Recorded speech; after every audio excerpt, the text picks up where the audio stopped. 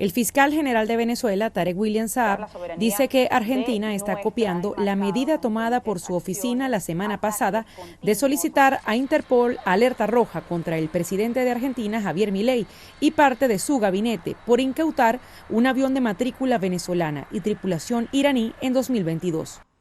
Ellos se han pronunciado de manera burda, estúpida y totalmente violando lo que es el sistema de justicia de Venezuela y el derecho internacional en contra de las autoridades venezolanas. Eres un copión así como los muchachos de la escuela que se copian del alumno que tiene al lado. Sin embargo, la justicia argentina emitió la orden de arresto contra el presidente de Venezuela, Nicolás Maduro, y otros funcionarios chavistas después de revisar una denuncia presentada el año pasado por el Foro Argentino para la Defensa de la Democracia. Esa denuncia se apoya en el principio de jurisdicción universal que permite a cualquier Estado procesar a quien incurra en delitos graves contra los derechos humanos, sin importar dónde se cometa ese crimen.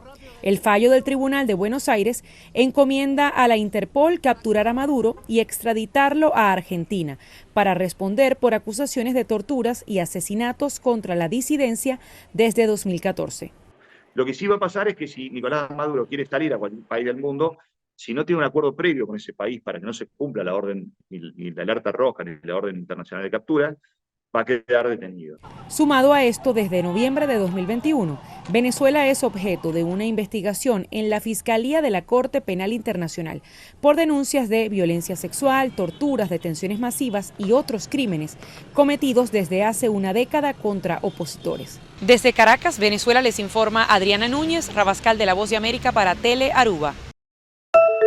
La Voz de América se encuentra en Tallahassee, la capital de Florida, un área que permanece bajo el cono de trayectoria del huracán Helene, y se espera que en las próximas horas la llovizna que se registra en estos momentos arrecie con mayor fuerza ante la cercanía de esta manifestación tormentosa. Se aguarda que hoy en la tarde el impacto del huracán Helene, que ha aumentado su contundencia en categoría número 2 durante las primeras horas de la mañana. Estas estimaciones del Servicio Nacional de Huracanes consideran que el área del Panhandle es el lugar en la zona continental del estado de Florida donde va a tocar este ciclón en el territorio estadounidense. Con vientos sostenidos de hasta 100 millas por hora, este poderoso huracán se mueve rápidamente hacia la costa del Golfo. Se ha emitido una alerta incluso de tornado hacia el suroeste del estado, vigente hasta las 8 de la noche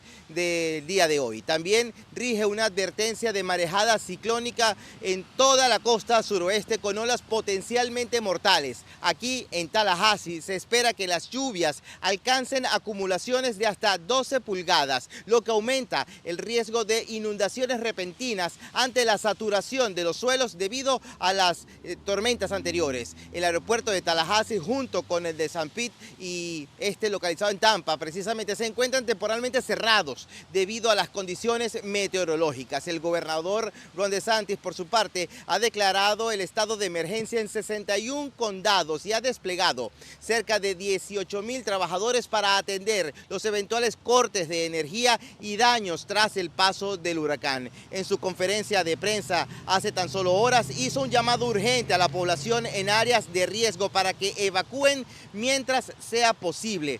Pese a todas estas advertencias de las autoridades, hemos constatado que algunos propietarios de negocios no han protegido las ventanas en comercio ante los peligros que se avecinan debido a las fuertes lluvias y a los fuertes vientos que están por registrarse durante las próximas horas.